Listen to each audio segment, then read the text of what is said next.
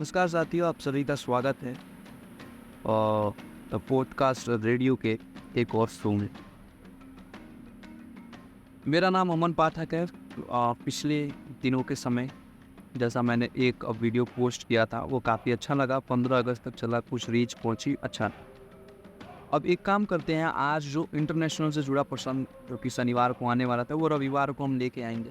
दरअसल आज हम जिस थ्योरी के ऊपर बात करने वाले हैं, जिस घटना के ऊपर बात करने वाले हैं, ऐतिहासिक घटना के ऊपर, वो जो घटित हुई कई वर्ष पहले, आज उसके बारे में कुछ डिस्कस करते हैं। जैसे बहुत प्रचलित है पश्चिम के देशों में the great fire of London जो 1666 में हुआ। आज एक बार विस्तार से उसकी डिस्कशन करते हैं। क्या क्या हुआ था, क्या क्या चीज़ें घटित हुई थी, कैसे लगी थी, ये सारी चीज़ों को जानते हैं। देखिए, बात कब की है, जब आग 2 सितंबर रविवार की आधी रात के बाद एक बेकरी में लगी और तेजी से फैल गई। उस समय एक प्रमुख अग्निशामक तकनीक का उपयोग किया गया।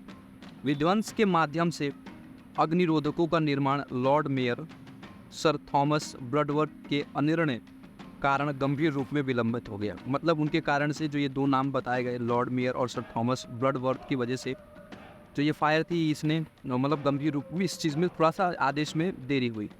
रविवार को रात को जब तक बड़े पैमाने पर विध्वंस का आदेश दिया गया, तब विध्वंस हुआ, तब आदेश दिया गया, तब तक हवा ने बेकरी की आग को एक आग्नेयास्त्र के रूप में बदल दिया। मतलब एक अस्त्र के रूप में बदल दिया जो कि फैलने लगा। इसने इस तरह कई उपायों को हरा कर दिया। मतलब वहाँ पे बहुत सारी चीज़ों को उजागर कर दिया। आग ने सोमवार को उत्तर की ओर से चलना शुरू किया और शहर के बीचों बीच में ढकेल दिया। संदिग्ध विदेशियों द्वारा आग को लगाने की अफवाह फैलते ही सड़क पर आदेश टूट गया।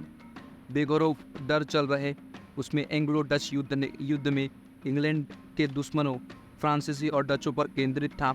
तो ये अफवाह थी कि डचों ने उनके पास आग लगा दी है। ये पर्याप्त अपरापरी समूह लिंचिंग, मतलब वहाँ पे सामूहिक मॉब लिंचिंग होने लगी और सड़क पर हिंसे के शिकार होने लगे। मतलब वहाँ पे हिंसा होने लगी। मंगलवार को आग लगभग पूरे शहर में फैल गया था। सेंट पॉल कैथेड्रल के नष्ट कर दिया गया।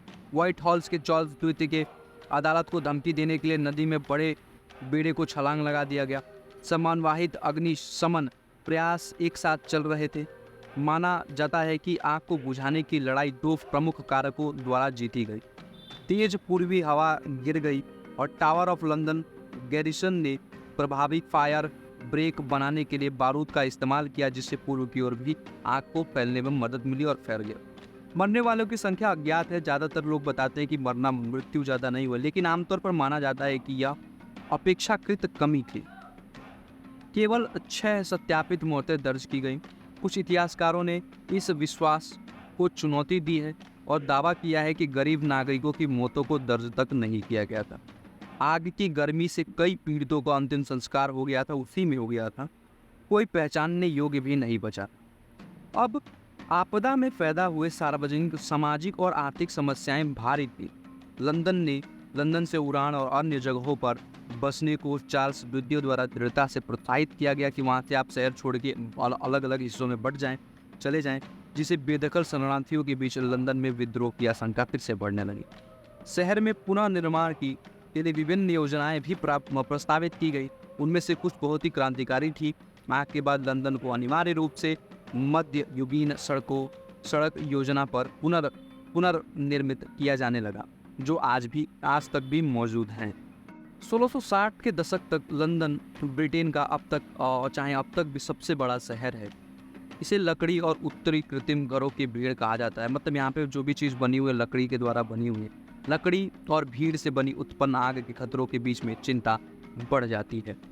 ऐसा माना जाता है कि अस्थायी जैविक विकास और अनियमित शहरी फैलाव का यह परिणाम था कि आग काफ़ी ज़्यादा दूर तक पहुंची। लंदन में 4 शताब्दियों से बसे रोमन बस्ती रहा और उसकी रक्षात्मक शहर की दीवार के अंदर उत्तरोत्तर अधिक भीड़ हो गई, क्योंकि वो दीवार बनी हुई थी, लकड़ी की नहीं थी। यह भी मलिन बहाव में दीवार के पार धक्का दे रहा था। बस्तियों में साउथ वॉर्क और काफ़ी दूर तक पहुंचा गया। स्वतंत्र में शामिल करने के लिए वेस्टमिंस्टर शहर, जो कि 17वीं शताब्दी के अंत तक शहर की दीवार में थेम्स नदी से घिरा क्षेत्र लंदन का केवल एक हिस्सा था, जिसमें से लगभग तकरीबन 2.8 किलोमीटर के वर्ग किलोमीटर का लगभग एक घर शामिल था, जिसमें 60,000 लोग या लंदन के निवासियों का छठा हिस्सा। शहर आतंकी आंतरिक उपनगरों के एक अंगूठी से घिरा हुआ, जहां तक अधिकांश लंदनवासी रहते थे। शहर तब जैसा जैसा कि अब है, राजधानी वाणिज्यिक केंद्र उस समय भी यह था, और इंग्लैंड के सबसे बड़ा बाजार और सबसे व्यस्त बंदरगाह, जिसमें से व्यापारिक और विनिर्माण वर्गों का वर्चस्व था। अभिजात वर्ग ने शहर को त्याग दिया और या तो स्लम उपनगरों में, ग्रामीण इलाकों में, या फिर अलग अलग जगहों के लंदन तक जाकर रहने लगा। खास करके 1665 में प्लेग वर्ष में बुबोनिक प्लेग ने विनाशकारी प्रकोप के चपेट में आने के बाद शहर और ताज के बीच संबंध अक्सर तनावपूर्ण होने लगे। लंदन शहर अंग्रेजी गृह युद्ध के दौरान गणतंत्रवाद का भी गढ़ रहा और धनी और आर्थिक रूप से गतिशील पूंजी से में अभी भी चार्ल्स द्वितीय के खतरा बनने की क्षमता थी। प्रदर्शित किया गया कि 1660 में दशक में शुरुआत में सिटी मजिस्ट्रेट पर उस पीढ़ी के थे जो गृह युद्ध को लड़ रहे थे, उनको याद में चार्ल्स प्रथम की पूर्ण शक्ति को हाँपने के लिए आघात हुआ।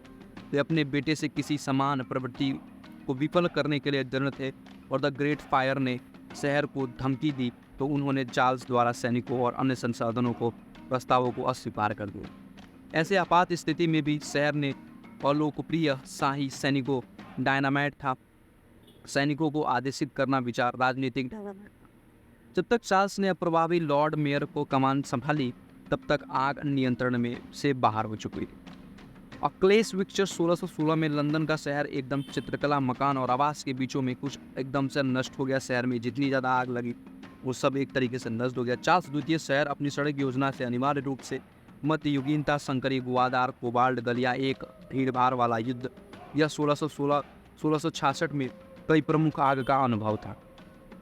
सबसे बड़ी बात थी कि लकड़ी और उसके साथ छत जो लकड़ी के बने हुए थे। 1632 में बिल्डिंग की हाल में 56 सदियों ने निषिद्ध कर दिया गया, लेकिन इस सस्ते माल इस्तेमाल किया कब्जा करना जारी रखा। एकमात्र प्रमुख पत्थरों से निर्मित क्षेत्र शहर का समृद्ध केंद्र था, जहां व्यापारियों और दलालों के हवेली विशाल लॉट पर खड़ी थी। सो यह विध्वंस 1666 में हुआ। यहाँ पे कुछ इम्पॉर्टेंट चीज़ों को हम मार्क करके लेके आए हैं, उसको थोड़ा समझते हैं कि अच्छा क्या क्या चीज़ें हुई जो मार्क थी और क्या क्या चीज़ें नहीं होनी चाहिए। अब जरा उसको समझते हैं। कुछ इस घटना को एक प्रश्न के माहौल में भी समझ लेते। आग कब लगी? आग रविवार के दिन 2 सितंबर 1666 को लगी। वह एक गर्म, शुष्क और तेज शाम थी, आग में तेजी से फैलने में, जो कि एक उपरोक्त प्रोसेस दिया। अच्छा, एक और प्रश्न खड़ा हो सकता है कि लंदन की भीषण आग कैसे शुरू हुई? इसकी शुरुआत किंग्स बेकर नाम की जो जगह थी, थॉमस फेरियन की बेकरी से हुई। ऐसा माना जाता है कि ओवन से निकली चिंगारी कि उनकी रसोई से ईंधन पर गिरने के बाद उन्होंने सबसे पहले आग बुझाई। दुर्भाग्य से सुबह होते होते उसके घर में आग लग गई और आग फैलने लगी। इसके बाद से ये हो सकता है कि आप लंदन में आग से कितनी क्षति पहुंचे। लंदन का 436 एकड़ क्षेत्र नष्ट हो गया, जिसमें से 13,200 घर, 87 चर्च शामिल थे, जो कि सब जल के खाक हो चुके थे। सबसे खास बात यह कि सेंट पॉल कैथेड्रल पूरी तरह जल के खास हो गया। कैथेड्रल को जो कुछ बचा था वह काम लायक ही नहीं था, इसीलिए इसे ध्वस्त कर दिया गया और 9 साल बाद एक प्रतिस्थापन इमारत का काम शुरू हुआ। क्षति के पैमाने का कारण यह था, घटना लंदन के इतिहास के लिए बहुत बड़ी गहरा सबक बनी। लंदन की भीषण आग कितने समय तक चली? ये तकरीबन 4 दिनों तक चली, जो अंततः बुधवार 5 सितंबर 1666 को जाकर समाप्त हुई। लंदन की आग इतनी देर तक क्यों लगी? ऐसा कई निर्णायक कारक है जिसके कारण भीषण आग व्यापक रूप से फैली, अवधि बढ़ी। एक तो गर्मी का मौसम था, शुष्क और तेज हवाएं चल रही थी, जिससे शहर में आग फैलने में मदद मिली। और लकड़ी के घर जो थे वो लपेटों पे नहीं आ सके, मतलब लकड़ी के जो घर थे उसमें ज़्यादा आग पकड़ना जायज़ हो सकता है, इसी कारण से बहुत ज़्यादा चीज़ें होती गई। अच्छा, लंदन में भीषण आग से मृत्यु हुई, ऐसा दर्ज होता है कि सिर्फ 6 लोगों की मृत्यु हुई, जो कि गलत चीज़ है। सबूत नहीं है कि सिर्फ 6 ही लोगों की मृत्यु हुई, बेहिसाब लोग भी मारे जा सकते हैं, जो कि सच भी है। लंदन की भीषण आग ने प्लेग को फैलने से रोक दिया। अच्छा, एक महत्वपूर्ण चीज़ ये भी है कि ग्रेट फायर के बारे में कई मिथक हैं, इसीलिए लंदन कि ग्रेट फायर के तथ्यों को पहचान करना महत्वपूर्ण है। इसने प्लेग का प्रसार नहीं रोका। दुर्भाग्य से ये सच्चाई पर एक रोमांटिक मोड़ है। आग ने शहरी लंदन के लगभग 1/4 हिस्से को जला ही दिया था। इसलिए प्लेग को पूरी तरह हटाया नहीं जा सका और रिकॉर्ड से पता चलता है कि 1666 के बाद भी प्लेग से लोग मरते रहे। तो यहाँ पे ये कुछ इंपॉर्टेंट प्रश्न थे। एक और प्रश्न है कि हम लंदन के भीषण आग का स्मरण कैसे करते हैं। निर्णय लिया कि महान अग्नि की स्थायी याद दिलाने के लिए एक इमारत बनाई जानी है। Doctor Robert Hooker, sir Christopher Varane ने स्मारक को डिज़ाइन किया और 1677 को पूरा हुआ। यह स्मारक 202 फीट का पश्चिम में स्थित यह एक बिल्डिंग 202 फीट की ऊंचाई। तो यहाँ पे हमने डिस्कस किया the great fire of London. सबसे बड़ी चीज़ ये है कि ये वीडियो शनिवार को आनी थी, लेकिन ये वीडियो अब रविवार को आएगी और जो बुधवार को वीडियो आती थी वो उसी टाइम आएगी। सो यह इंटरनेशनल से जुड़ा प्रसंग जो आपके समक्ष हमने उपस्थित किया, उम्मीद है आप सभी को अच्छी होगी।